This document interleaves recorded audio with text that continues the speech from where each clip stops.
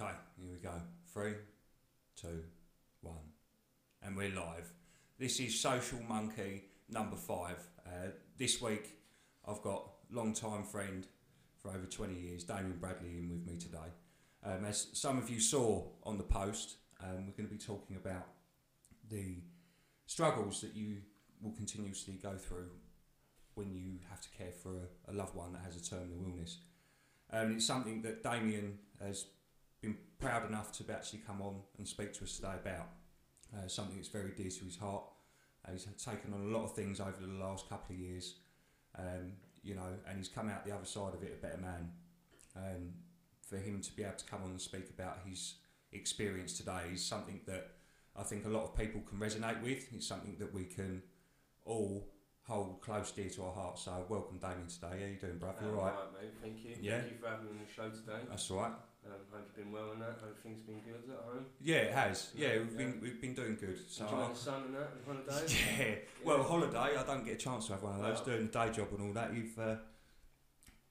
haven't got a chance to sit down, But No, luckily that's true. today we found time, haven't we? So Yeah, mate. yeah, we found time to discuss this today. So,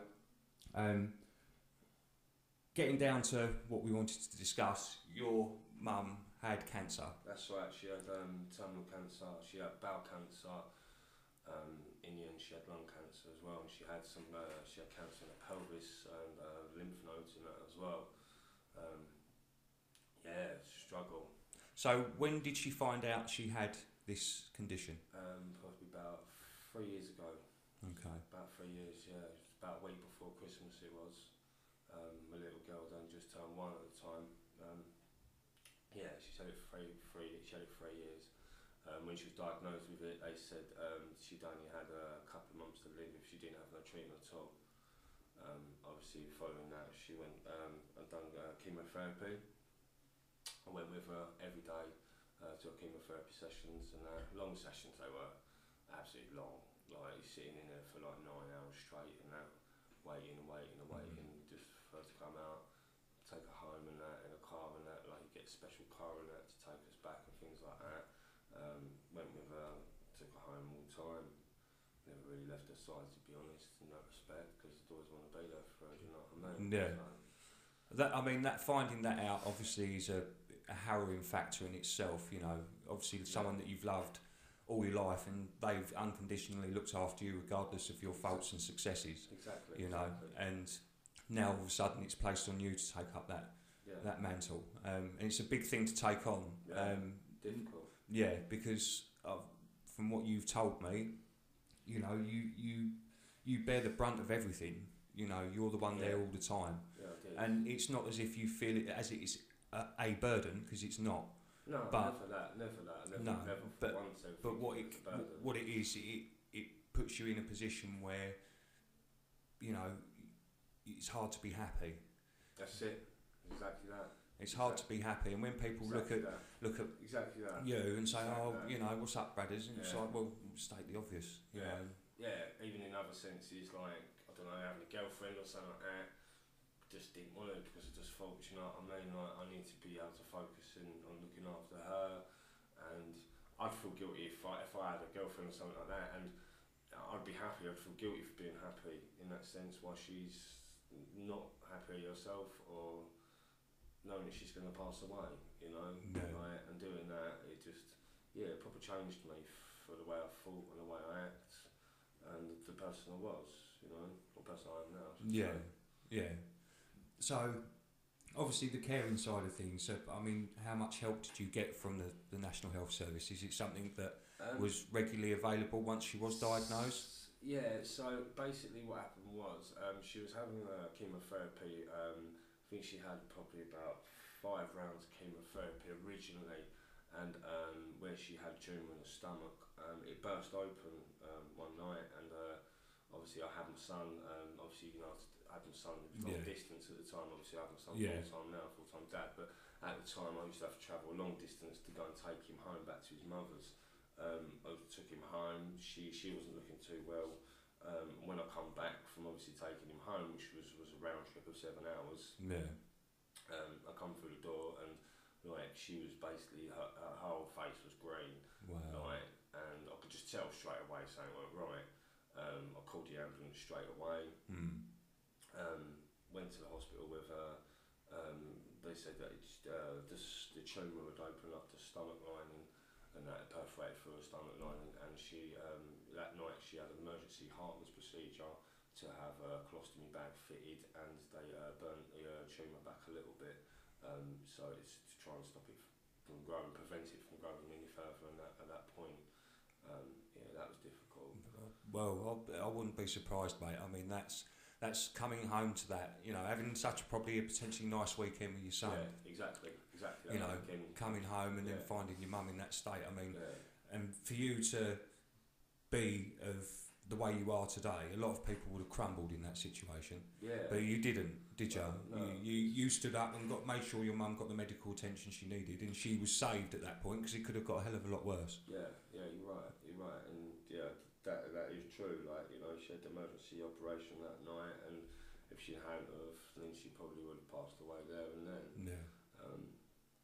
Yeah, it was horrible, you know. And then obviously she come out of hospital in that couple of weeks after, and every day for about 6 weeks until she got better from that period. Every day it was just, I did everything for her, washing up, making food, cooking, cleaning, anything that she needed, help to get upstairs and that, into her own room and that, she could be a bit more independent in that things.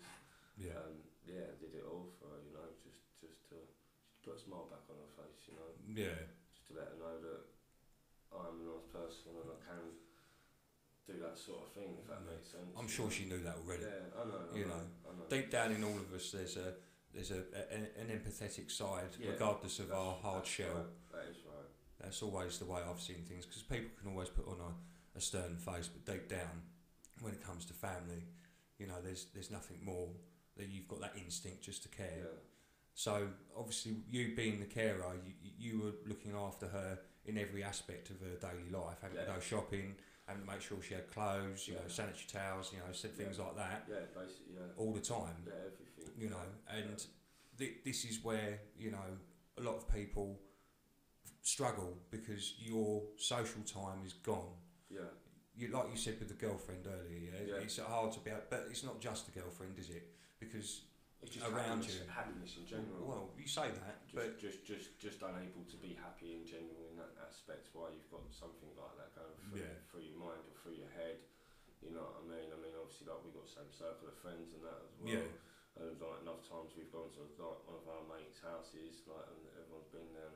I've probably had like 20 minutes to be able to sort of sit there and see my friends. But then the second I've sort of gone through the door to see my friends, you've got to go again. I want to go. Yeah. Because I'd rather be at home looking after her. Yeah. Do you know what I mean? In that respect, you know, it wasn't a case of I had to go most of the time. Most of the time I was like, just wanted to, just didn't want to be there, you know. But the point of the caring side of it, with having help from carers and that come in, you don't really get that. No one really gets a carer that comes in to help. And if they do, what it is, it's a basic. They'll come in, they'll do washing up for you. Sort of basis side of the work. They will pretty much do anything else. So you say it's more of a home help sort of thing rather than an actual medical person coming to the premises. Yeah, basically, yeah. That's what it was. Other than having like a palliative care team at the end when she did pass away eventually, palliative care team, but even then they'll come in just to give us sort of like injections for certain things. I believe I was there one night when they came. Yeah, I think it was. Yeah, I remember because I called them. That's right. We were playing a game of Risk. That's right. Spanish Risk, everyone. Yeah, unfortunately, my mishap on purchasing online did not reading. Spanish Risk. Yeah, but we know some of the Spanish names in the country. But again, you know, you've been lucky enough to have friends around you. You know, because again, some people suffer with this on their own. That's true. That's true. I wouldn't say too many out of a lot of our friends. I wouldn't say too many that I could really say. I would say you, probably say James. Yeah. Matt Sayer, obviously another person. Probably like Mike.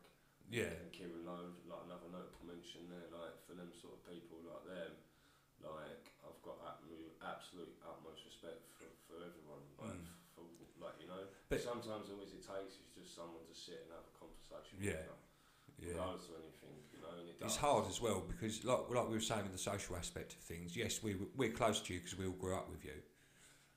Yeah, don't worry about covering that, mate. It's all right. We're not hiding. It's all good. Yeah, and rightly so. Didn't want to make a sound of it. No, it's all good. No, and you get support from the people that are close to you that grew up with you, and there's obviously external friends that will be there in moral support for you as well. You know, everyone. I'm sure you had lots of messages of people of well-being. You know, I hope you're okay. You know, obviously those people can't be in your life 24/7, and I suppose it would probably be quite overwhelming as well if you had so many people trying to help. Well, yeah, that's another thing with the carers side. Like the people that used to come in and that, it got so much like it was more of an inconvenience for them to be there. Yeah. You know, and they was coming in just doing washing up. We'd already done it like an hour later. Yeah. And my mum was like, even if my mum's quite a funny lady, she was like, oh, put some bowls or something in the sink and that. So when they come in, they've got a job to do, because if they haven't got a job to do, they won't turn up again. So she's smart.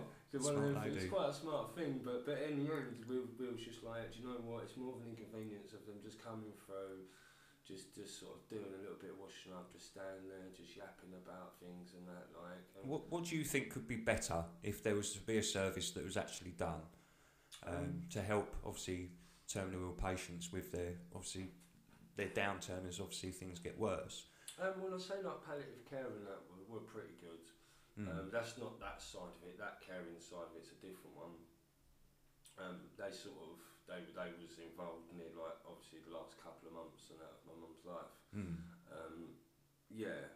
They're pretty good. I mean, one of the guys from palliative care and that was a lovely bloke and that. He talked to me all the time. He'd bring me up out of the blue and that as well. Nice.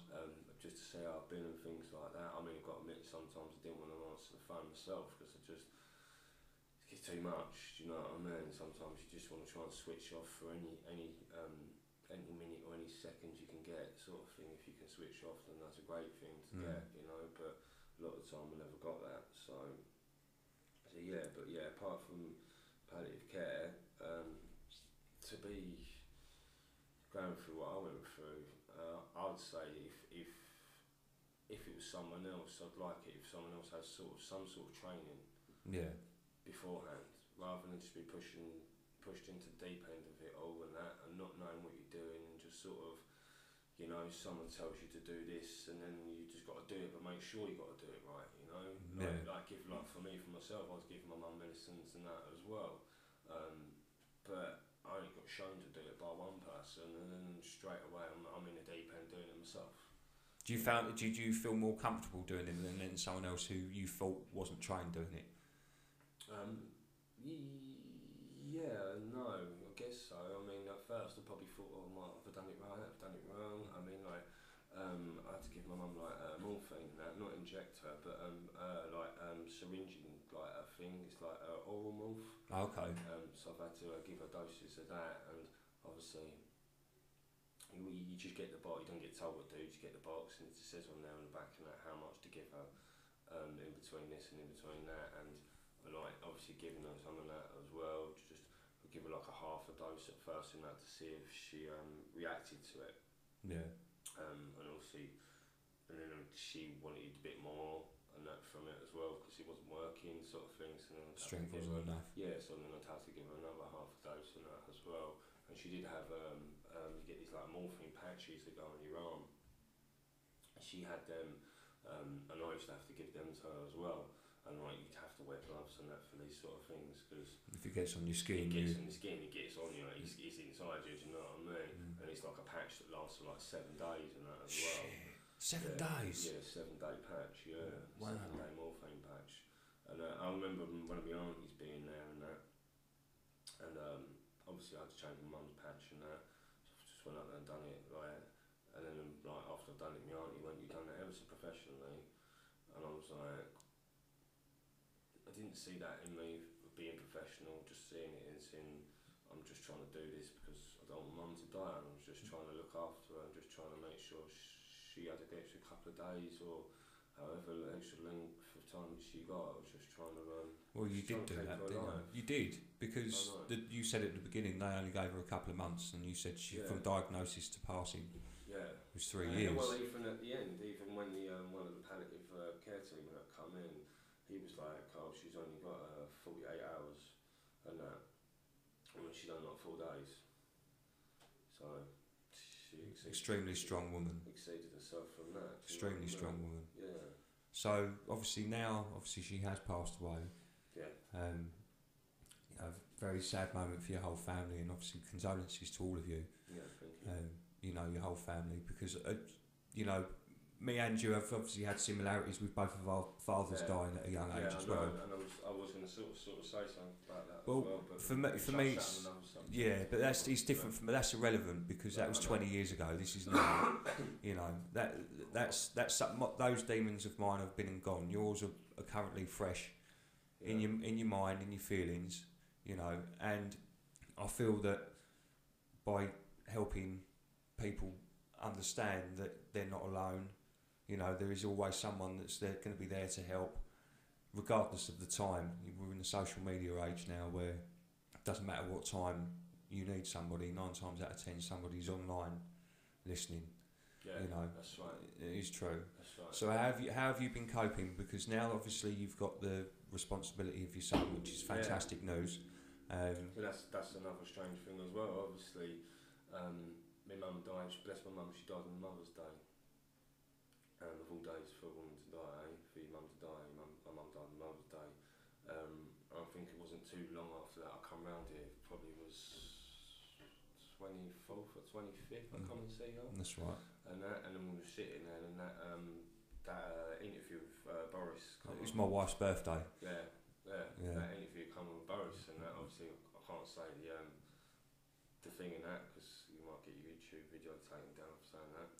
Because of the... I don't know, I've said it before in other ones, it hasn't been taken... Yeah, because he gets vetted, because they listen to it. Obviously Boris done that thing. The lockdown thing, yeah. Basically it was lockdown, me and Dan was sitting there, and then it come up right in front of us. And you immediately left? Yeah. Because my wife was like, this is the shittest birthday ever, I've got 2 of your mates here, and they're not even allowed in, they've got to leave. So it was like, literally, you left, and it was like, oh my God, it's like we've literally gone into something that is unprecedented and no one's ever seen before. No. But again, it was even, I feel that could, you know, again, that could have gone the wrong way for you, because then you were subjected to actually having to stay in. Yeah. Well, the next day, obviously, the first thing I done was get my son from my ex-partner.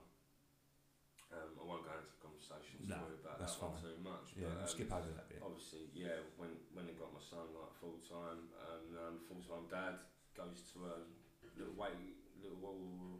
No, you don't have to put his school on there, do you? That's all good. He goes to school near me, and do you know what I mean? Like, so it's all good, it's all nice. I'm just enjoying life and that really now. Just it's a blessing in disguise, you know what I mean? Yeah, it is. You know, it is. And everything I've been through. So having him as you felt that's helped you, yeah. Yeah, definitely amazing. How much that's sort of pulled me out of the hole, to be honest, more than anything, you know, like, and I've got another close friend, obviously, he was like, basically turned around and said to me, it's like, he saved your life, do you know what I mean? And I guess he pretty much has, in that respect, because God knows what type of hole I would have dug myself into and put myself in, and that after, if I didn't have him around, because knowing that I've got him is knowing that I have to carry on just to be a parent, you know what I mean? Like, you know, every day get up, step up, and that, be a dad. Always got a smile on his face, hasn't he? Do you know what I mean? He's always well loved. So always what you've strived for. I remember, funny enough, there's a lot of momentous occasions what happens in my birthday, both their family. I believe we went up to the courthouse, didn't we? Yeah, on my birthday. That was right. Yeah, I believe we had a pint afterwards as well, which was nice. But again, with your situation now, other people might not be so lucky.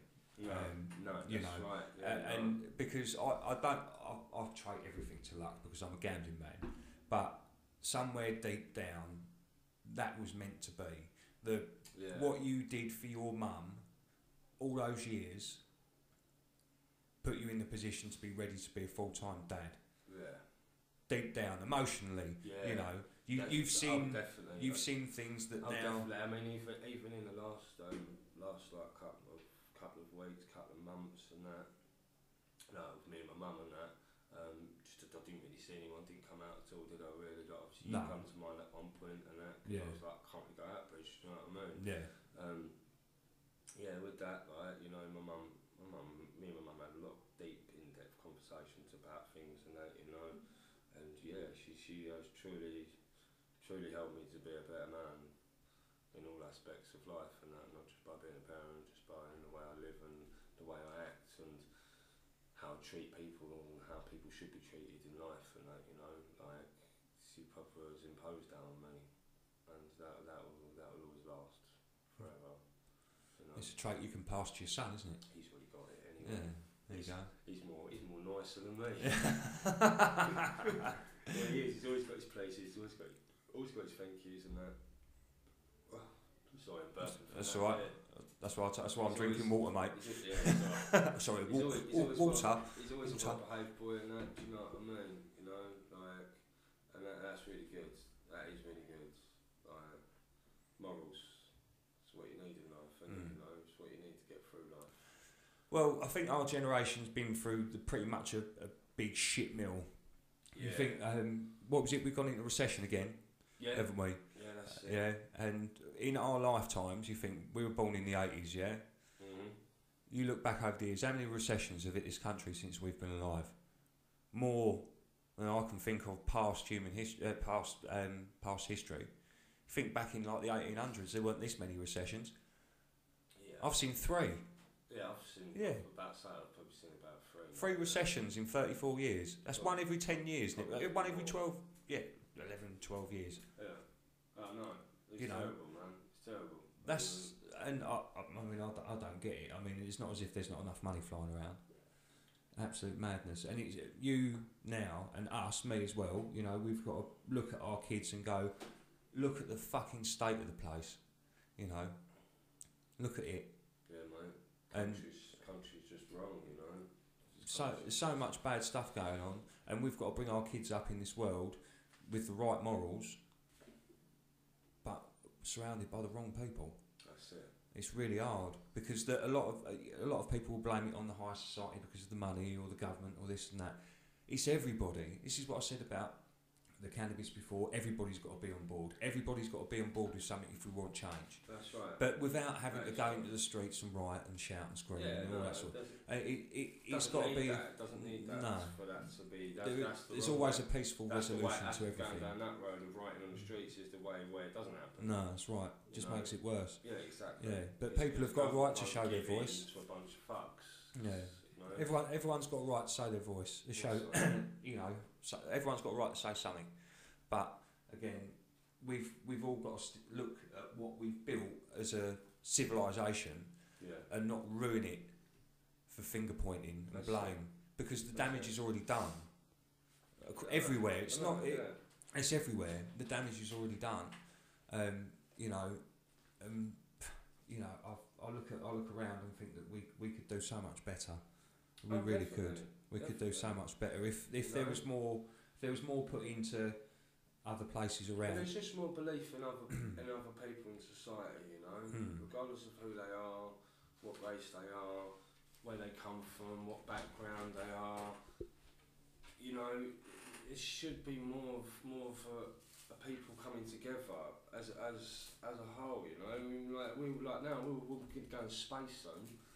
So we've got that coming up. You know, what the commercial space line, and it what with Elon Musk, isn't it? Yeah. We're already in space. That's what you're on about. You know, and why can't we not come together as a world for once and be space race and just actually all do it together rather than all of us pitting for a little post? Do you know what I mean? You know, you only go so far with the tools you're given. Yeah. But if everyone had the same tools, you could go a lot further. Yeah, it'd be nice, wouldn't it? It'd be nice to think that way.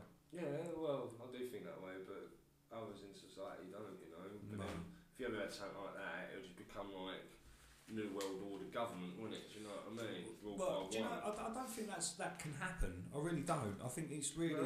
I think that there's too many people out there that have got an individual opinion for the whole world to be under one international banner. I think that cultures and different societies are integral to the human race by a massive way. Because if you're all under one banner, then culture and religion, anything religion will take away anything. Will take away a lot of stuff from that even happening. Do you know what I mean? Because if you were to censor, all sorts of religions and different sects and bits and pieces like that, it's pointless, because you're just going to get an uprising. It's pointless. It's no point having one world government, because it just won't work. People would just rise up. And that's why I've always thought that having a multicultural society is always beneficial for anybody in any place. It benefits everybody. But again, like I said, everyone's got to pull together. Yeah. That's the way it's got to be. So when people pull together, like we did to a small degree with you, I can't say that I was in your life consistently while your mum was ill. Well, just out of I was there. Out of 5 people, off the top of my head, I'll say you was definitely one of them. Do you know what I mean? I was there as voice. I wasn't there in person. Wasn't always like to see me. No. He was always there to stop and give me a chat or give me a phone call and things like that. Yeah. And that helps a lot. Like, I can only but thank you for that on your own, man. Like, as much as it's the same as. So it's a natural feeling, mate. Yeah, I know it, man. Like, it's natural for all of us to look upon somebody and go, oh, I wish I could do something, but sometimes the best thing to do is just make a phone call or drop a text message. So that's all you need sometimes. Just know you're thinking of them. Yeah, just let someone know you're thinking of them. You haven't got to be up someone's arse 24/7 to make sure they're okay. Because like you said, those people were more of an inconvenience in the end. Yeah, massively. So going forward, obviously we wanted to bring this up. Do you feel that other people can benefit from being more open about their feelings after someone's passed, rather than bottling it up? Yeah, I feel also that it'd be good if there was more open before the person passed. Yeah. I think that was probably one of the things that I didn't probably open up so much to certain people or to anyone really. Like, if anyone come round and spoke to me and I'd be like, yeah, I'm alright, I'm cool, getting on. Like, I'd go and sort of block that sort of thing a bit off. Yeah. And I feel like, don't be scared or worried to want to open yourself up, have feelings, expressing that grief.